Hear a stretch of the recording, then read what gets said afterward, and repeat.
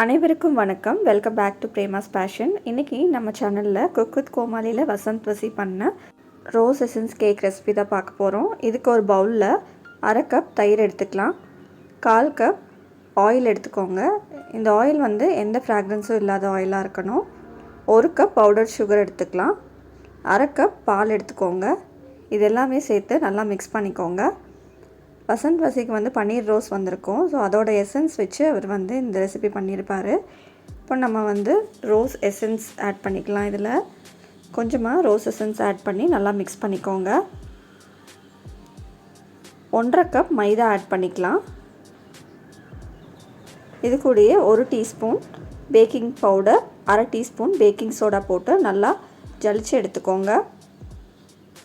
இந்த மாவை ஜலிச்சு எடுக்கும்போது இந்த குருணையாக இருக்கிறது எல்லாமே செப்பரேட்டாக உங்களுக்கு வந்துடும். நல்லா மிக்ஸ் பண்ணிக்கலாம். இந்த மாதிரி ஸ்மூத் பேட்டராக நம்ம ரெடி பண்ணிக்கலாம். ஒரு பேனில் பார்ச்மெண்ட் பேப்பர் போட்டு நல்லா லைன் பண்ணி வச்சுக்கோங்க. இப்போ நம்ம ப்ரிப்பேர் பண்ணி வச்சுருக்கிற பேட்டரை இதில் ஆட் பண்ணிக்கலாம். நல்லா டேப் பண்ணிக்கோங்க. அப்போ தான் ஏர் பபிள்ஸ் ஏதாவது இருந்ததுன்னா வந்துடும். ஓவனை ப்ரீ ஹீட் பண்ணிக்கோங்க 10 மினிட்ஸ்க்கு.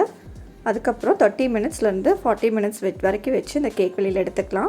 இப்போ நம்ம விப்பிங் க்ரீம் பண்ண போகிறோம். நான் விப்பிங் க்ரீம் பவுடர் வச்சுருக்கேன். அதுலேயே சுகர் இருக்குது.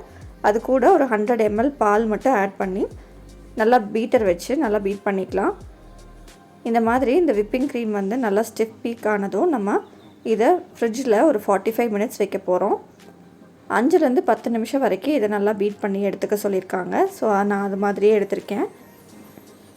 இந்த கேக்கை நம்ம ரோஸ் மில்க் எசன்ஸில் சோக் பண்ண போகிறோம். அதுக்கு ஒரு பவுலில் 2 டேபிள் ஸ்பூன் கண்டென்ஸ்ட் மில்க் எடுத்துக்கோங்க.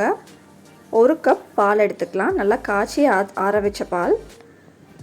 1/2 கப் ஃப்ரெஷ் க்ரீம் ஆட் பண்ணிக்கலாம். என்கிட்ட ஃப்ரெஷ் க்ரீம் இல்லை, அதனால் விப்பிங் க்ரீம்லேயே கொஞ்சமாக பால் ஆட் பண்ணி 1/2 கப் இது கூடயே சேர்த்துக்க போகிறேன். நான் விப்பிங் க்ரீம் மிக்சரையும் இந்த பால் கூடயே ஆட் பண்ணிக்கலாம்.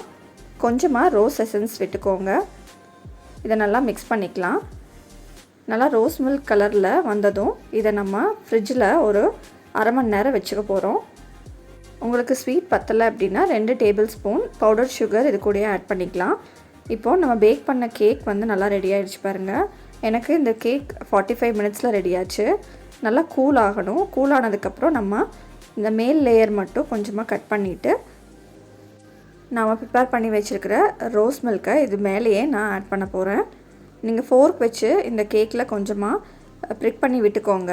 நல்லா இந்த பால் வந்து உள்ள வரைக்கும் நல்லா இறங்கும்.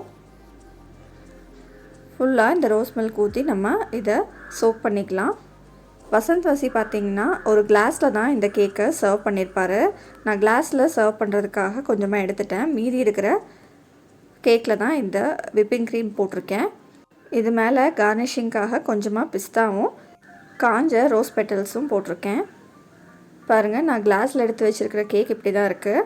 இது மேலேயே கொஞ்சமாக விப்பிங் க்ரீம் ஆட் பண்ணியிருக்கேன். உள்ளே ரோஸ் மில்க்கும் ஊற்றியிருக்கேன்.